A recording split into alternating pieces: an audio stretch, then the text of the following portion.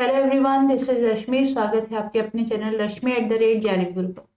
So today we have one more session on the solution of UGC NET December 2024 paper. This is the last part where we are solving unit 9 and 10 and you have to wait long।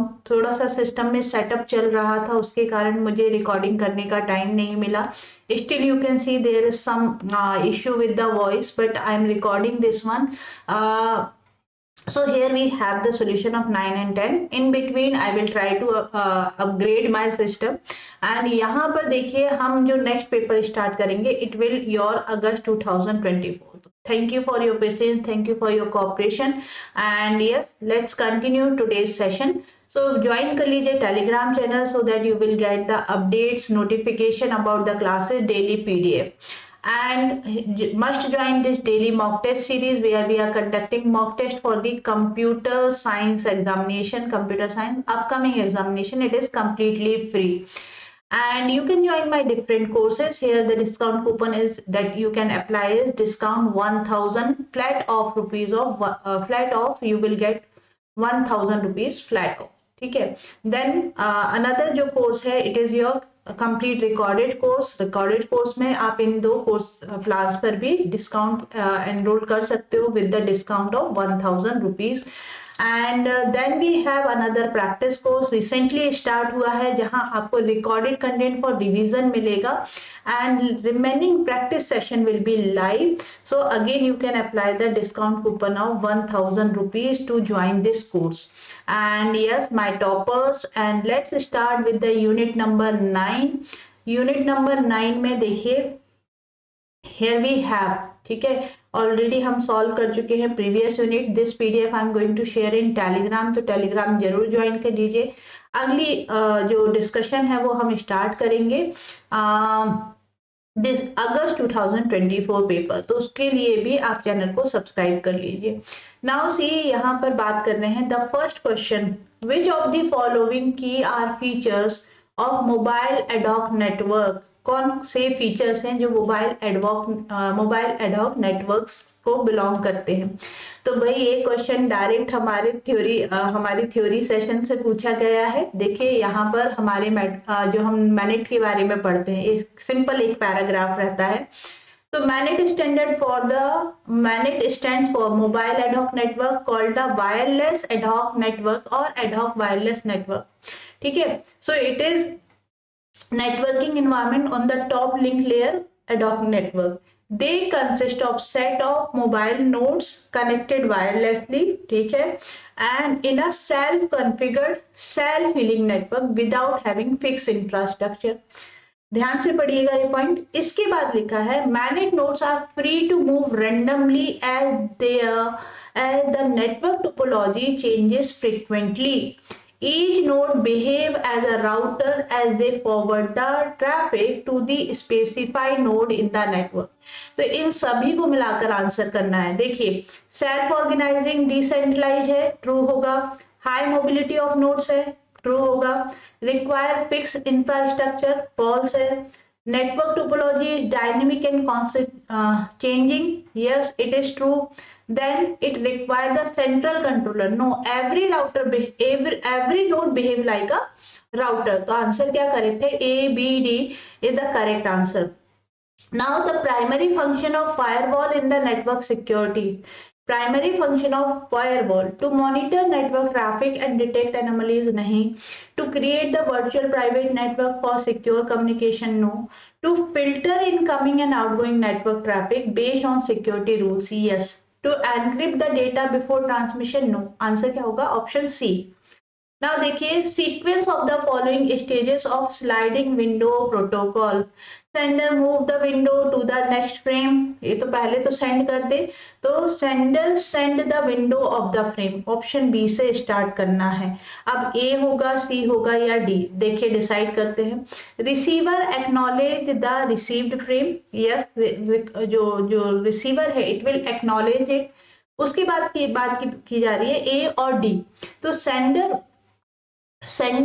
move the window to the next frame, or if the acknowledgement is not received, the sender retransmit the frame. तो correct sequence यही होगा कि सबसे पहले sender send करेगा window frame को, receiver acknowledge करेगा receive frame. Sender जैसे ही एक्नॉलेजमेंट मिला, ये अपने विंडो को क्या करेगा, नेक्स्ट फ्रेम पर स्लाइड कर देगा, that is sliding window protocol, move to the next set of frame. And यदि एक्नॉलेजमेंट नहीं मिलता है तो फिर सेंडर रिट्रांसमिट करता है, if acknowledgement then it will send. चलिए नेक्स्ट क्वेश्चन देखिए, यहाँ पर बोला गया है that is related to your multiple access MAC layer. MAC layer से क्वेश्चन पूछा था, data link layer. ALOHA is used in multiple access on the shared medium. Yes, Aloha को आप शेयर्ड मीडियम में यूज करते हो, करेक्ट है। Then TDMA uses walls table for the time slot allocation. तो TDMA uses walls table for time slot allocation, ये incorrect है। TDMA divide the time into slot for user but does not uses walls table. walls table कौन use करता है, CDMA, code division for spreading the codes. याद रखिएगा walls table कौन use करता है, CDMA। नेक्स्ट आ जाएगा आपका, ठीक है, CDMA। CD was invented for wired network, क्योंकि कोलिजन डिटेक्शन वायरलेस में पॉसिबल नहीं है। वायर्ड में आपको झटके महसूस हो सकते हैं, कोलिजन डिटेक्ट हो सकता है, but in wireless it is not possible, so this is false. A भी आपका फॉल्स है, ठीक है। अब ए ऑप्शन देखिए, आप ऑप्शन एलिमिनेशन से भी सॉल्व कर सकते हो। ए इज ट्रू, आप इन दो को एलिमिनेट कर दो, यहाँ ये नहीं दिया। अब बी और सी, बी आपका क्या है, फॉल्स है। चलो नहीं पता तो सी डी चेक कर लेते हैं। CDMA code are sequence of number generated by orthogonal codes. Yes, this is correct. तो आपका आंसर क्या हो जाएगा, ऑप्शन डी, है ना। So it is Walsh code या वॉल्स टेबल। चलिए नेक्स्ट देखिए, in connection oriented transport layer, है ना। In connection oriented service the destination address to be specified during the setup. पहला कनेक्शन एस्टेब्लिश कर लेंगे। Packet sequencing is not guaranteed in connection oriented service. Flooding is a method, direct definition आ गई जैसे हम लोग हमेशा पढ़ते हैं। Flooding is a method in which every incoming packet is sent out to the every outgoing line except which one it is arrive. Direct definition है, true है। Now presentation layer perform the detection and recovery of error in the transmission. Presentation का काम क्या है, presentation का काम है भाई डिकोडिंग करना, एनक्रिप्शन डिक्रिप्शन करना, है ना। तो ऑप्शन डी तो इनकरेक्ट है। अब देखिए सेकंड क्या था, packet sequencing is not guaranteed. फिर कनेक्शन ओरिएंटेड का फायदा ही क्या है, यहाँ पर आंसर क्या होगा, packet sequencing guaranteed in connection oriented service. In connection oriented destination address is specified only the setup. तो आंसर आपका है option A and C is the correct statement. Consider a noiseless channel with bandwidth of 5000 Hz transmitting a signal with two labels. ठीक है, direct formula लगाना है किसका, noiseless channel का, पढ़ाया हुआ है। मैक्सिमम बिट रेट क्या होगा, डायरेक्ट फॉर्मूला क्या है, maximum data rate, maximum bit rate, Nyquist formula. ऐसे आप लोगों को प्रीवियस ईयर क्वेश्चन सॉल्व कराते टाइम मैंने लिखवाया है। It is twice of bandwidth into log of label. Log label, label कितना दिया हुआ है, आपको दिया हुआ है 2, ट्वाइस बैंडविड्थ कितना है 5000 हर्ट्ज, log of 2 base 2 क्या हो जाएगा 1, so 2 into 5000 into 1 it will be 10,000 bits per second। Nyquist formula ये आप लोगों को प्रीवियस ईयर क्वेश्चन के सॉल्यूशन में पढ़ाया है मैंने। The network using CSMA CD has a bandwidth of 20 Mbps if the maximum propagation time is 25 microsecond. What is the maximum size of frame? Again repeated question है ना। देखिए maximum frame size को हम क्या बोलते हैं, it is given by twice of propagation time into data rate. Bandwidth या data rate आपको दिया है 20 Mbps एंड प्रोपेगेशन टाइम दिया है 25 माइक्रोसेकंड। तो लेकर सभी को क्या करें, राउंड ट्रिप टाइम पहले तो हम कैलकुलेट करें, calculate the transmission time required for collision detection. It is round trip time twice of propagation time. So 2 into 25 into 6 will be 55. तो minimum frame size ठीक है, इट विल बी 50 इंटू 20, देखो यहाँ twice of propagation time RTT है into data rate, तो ये हो जाएगा आपका 1000 bit to 10 power -6 10 power 6, it will be cancel, तो हो जाएगा 50 into 20 that is 1000 bits should be the frame size. ये क्वेश्चन मैंने करवाए हैं आप लोगों को प्रैक्टिस सेशन में, इस टाइप के क्वेश्चन। नाउ देखिए this is the service cloud, है ना, क्लाउड एंड IoT से क्वेश्चन आया। सर्विस लेवल एग्रीमेंट उल्टा कर लेते हैं, the technology that connect and enable the communication between physical device over the internet, क्या होता है IoT, a development environment provide over the internet to create deployment of application, platform की बात कर रहे हैं ना, एनवायरनमेंट की बात कर रहे हैं जहां आप एप्लीकेशन क्रिएट एंड डिप्लॉय कर सकते हो, platform as environment. Contract that specify performance standard and service availability, service level agreement. The method allow the multiple operating system to run on a single physical server, ये virtualization की definition है। किसी भी एक point से आपका answer आ जाएगा, किसी भी एक पॉइंट से, ठीक है। So here we have A service A is 3, virtualization is 4, ठीक है, internet of thing is 1 and platform as a service is 2। Now देखिए ये भी प्रीवियस ईयर क्वेश्चन है, आ चुका है। Arrange the following step of DHCP dynamic host control process in the correct sequence, recent question है आपकी 2020 के बाद के ही ये सारे क्वेश्चन हैं। DHC packet then DHCP discover offer request and client. अब देखिए A से स्टार्ट करना चाहिए, B C एंड D, करना क्या है, process the correct sequence, obviously we should have discover the client broadcast the request to the DHCP server, है ना। फिर उसके बाद ये क्या करेगा, DHCP server respond to the available IP address offer, it will acknowledgement, it should start with D, DHCP request होना चाहिए, DHCP डिस्कवर नहीं ना, DHCP it will discover,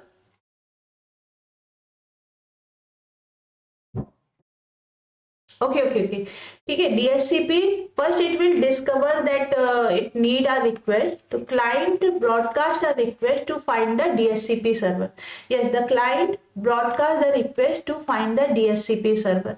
then उन्होंने क्या बोला, ओके इट इज, पहले तो DHCP सर्वर सर्च करना होगा, तो उसके लिए DHCP सर्वर को डिस्कवर करना होगा, डिस्कवर करने के लिए, ठीक है, पहले सबसे पहले क्या होगा, DHCP डिस्कवरी, उसके बाद ऑफर किया जाएगा, क्या ऑफर होगा, DHCP server respond with an available IP address offer, जो भी करेंट IP एड्रेस अवेलेबल है उसके लिए वो ऑफर करेंगे। Then we have DHCP request, no आपने बोला DHCP पैक, तो ये क्या है, it is not pack, it should be acknowledgement, a server acknowledge and assign the IP address.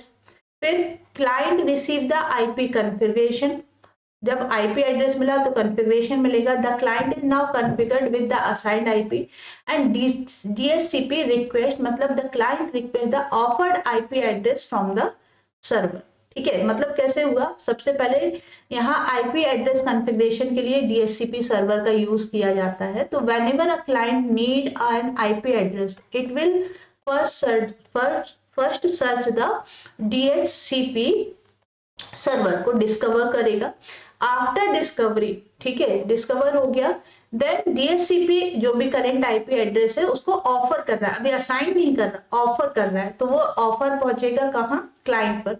Now client acknowledge करेगा, किसके लिए, DHCP, यहाँ P इसके साथ आ जाएगा, DHCP एक्नॉलेजमेंट देगा, तो server acknowledge and assign the IP address, okay, DHCP server respond with an available IP address offer and then acknowledge करेगा with assign IP address.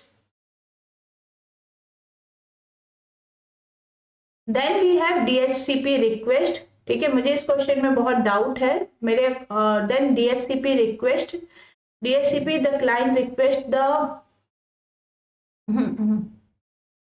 Acknowledgement के बाद client receive the IP configuration, क्योंकि ये offer कर रहे हैं, and after offering final step क्या होगा, it will request the offered IP address. It will request the IP address. Okay.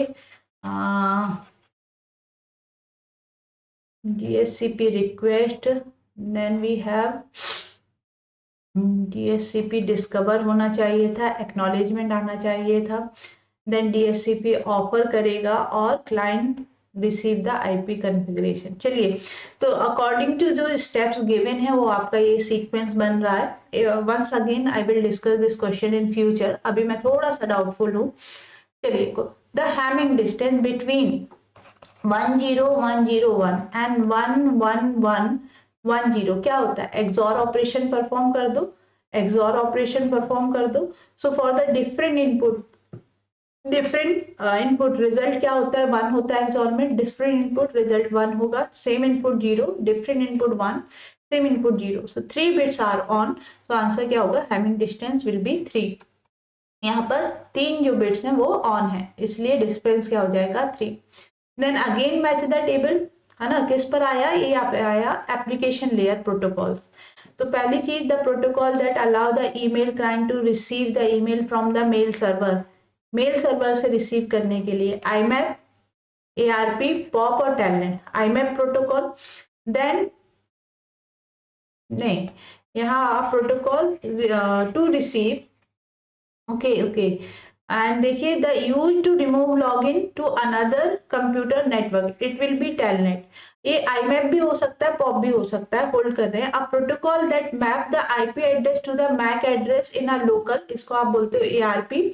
Okay, telnet, है ना. And then you have ARP. Okay, and then we have a protocol that allow accessing email on the server without downloading. ये आपका IMAP बनेगा. and POP it will be 1. ठीक है, तो answer आपका क्या होगा, A is 4. sorry, A is 4. IMAP, a protocol that allow the accessing email without downloading. लेकिन जो POP प्रोटोकॉल है उसमें आप डाउनलोड कर लेते हैं. ठीक है, retrieve email from the mail server, तो ये आपका हो जाएगा. Now address resolution, it will be a protocol that map IP address to the MAC address on the local area. Telnet used to remove the login to another computer. Answer होगा option C. So this is your unit 9. Now the final unit, unit 10, artificial intelligence. Direct question आए थे. अब mathematical notation for describe logical entailment, alpha entail another sentence beta. Alpha entail beta, है ना, ये क्या है, alpha entail beta. This is, इसको तो आप बोलते हो अल्फा इम्प्लीकेशन बीटा, ये इम्प्लीकेशन का साइन है. ये होगा beta entail alpha, and this is beta implication alpha. तो आंसर क्या है, alpha entail beta, it will be option 1. Next देखिए, अनदर डेफिनेशन, डायरेक्ट क्वेश्चन है मेरे PDF में, आपको ये सारे डायरेक्ट मिल जाएंगे. Definition of artificial intelligence organise into 4 category, thinking humanly, thinking rationally, acting humanly and acting rationally. ये 4 कैटेगरी ऑफ आपकी जो 4 डिफरेंट पॉइंट ऑफ व्यू है for the definition of artificial intelligence. देखिए, ये वाला PDF आप लोगों ने पढ़ा होगा. Approach of AI, Turing test, rational agent.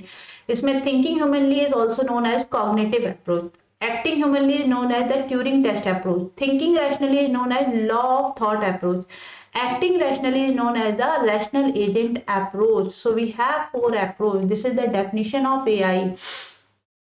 Kind of symbol for the basic syntactic element in first order logic. First order logic मतलब predicate logic में आप क्या क्या यूज करते हो. Do you have constant? Do you have domain? Do you have predicate? Yes, predicate तो होगा ही. देखिए यहाँ पर भी C दिया है, ऑप्शन 1 एलिमिनेट करो. देयर विल बी टेम्परल, क्या टाइम से रिलेटेड बात करते हो. फंक्शन एंड प्रेडिकेट एक ही चीज होती है, तो आंसर क्या बच रहा है, C and E. CAC constant होते हैं जिनको हम लिटरल्स भी बोलते हैं. Represent the specific object of domain. Predicate relationship between the object. Function map the element from the domain to other element. Domain no specific, no synthetic element. Temporal is not related to the time, है ना. तो ये answer हो जाएगा ACE. Which of the following is not a component of planning. देखो ये चीजें भी मैं आपको पढ़ाती रहती हूँ क्लास में, तो हमने जब प्लानिंग पढ़ी थी, basic component of planning, again मैंने अपने ही पीडीएफ डाल दिए। स्टेट्स होती हैं, गोल होता है, yes, we have action, we have precondition, we have effect, finding a solution, calculating the dead state, ये आपकी कंपोनेंट है। अब अकॉर्डिंग टू दिस आंसर क्या होगा, इन इट स्टेट होती है, गोल एक स्टेट होती है, एक्शन जिसका कुछ इफेक्ट भी होता है, तो yes action is also there, but we do not have any kind of domain, है ना। आंसर क्या है, स्टेट है, गोल है, एक्शन है, प्री कंडीशन है, इफेक्ट है, finding a solution and calculating the dead state.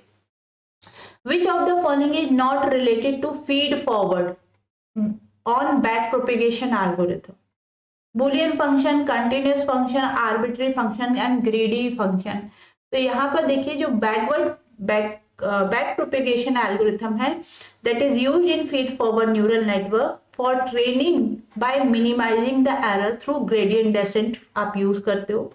Boolean function can be approximated using the neural network. Continuous neural network handle continuous function as well. Arbitrary function, neural network can approximate arbitrary function using universal approximation theorem, but greedy function not directly related to backpropagation. It uses gradient descent, which is an optimization technique, not a greedy approach. ठीक है, तो answer क्या हो जाएगा, option D. Now the correct sequence of step used in knowledge based design. Knowledge based design आपको particular domain से related knowledge gather करना है, ए बी सी और D. Ask the question about the intended interpretation, choose the task domain and the world to represent, select the atoms to represent the property of interest, tell the system proposition that are true in intended interpretation and approximation। अब देखिए चारों option अलग अलग है, आपको सिर्फ ये देखना है कि कहाँ से स्टार्ट करना चाहिए। सो भाई द करेक्ट पॉइंट होगा choose the task, choose the domain and word जिसका आपको नॉलेज बेस तैयार करना है। उसके बाद select the item to represent the proposition, then tell the system proposition that are true in intended interpretation and ask the question about the intended interpretation। बन गया sequence, हो गया answer, it is option 2। Next देखिए direct match the table, decision tree क्या है, फिर supervise learning, artificial neural network and instance based learning. हो सकता है कुछ चीजें आपको नहीं पता हो, तो यहाँ पर देखिए decision tree is C4.5 algorithm के नाम से जानते हैं। Supervise learning non linear regression है। उसके बाद artificial neural network, it is your delta learning rule से अपने आप को इम्प्रूव करता है। And instance based learning is self organisation map करता है, क्योंकि यहाँ पर एक अनसुपरवाइज लर्निंग पर काम करता है ना। तो ये हो जाएगा आपका option. Which of the following is correct for neural network? Neural network में ट्रेनिंग टाइम डिपेंड करेगा साइज ऑफ नेटवर्क पर, ए यस ये तो करेक्ट ही है। फिर उसके बाद बोला neural network can be simulated on conventional computer, इस क्वेश्चन में हमको डाउट था। Neural network mimic the same way that the human being, yes इसलिए तो न्यूरल नेटवर्क बना रहे हैं, that is based on the human mind, C is also correct. The neural network include feedback, yes neural network में है ना feedback भी होता है, बट इन्होंने आंसर दिया था ACD। हमारे अकॉर्डिंग कि neural network can be simulated on conventional computer is also true, so all of the above should be the answer, but it is not given, it is not given। So this is your unit 10, the complete solution of UGC NET December 2024। Definitely channel को subscribe कर लीजिए and इस session को like कर दीजिए। If you want more upcoming session, let me know into the comment box। comment box में आप अपने comment दे सकते हो। Well, next paper that we will start with is December 2024 solution। ठीक है, December 2024 solution हम start करेंगे next। Thank you everyone।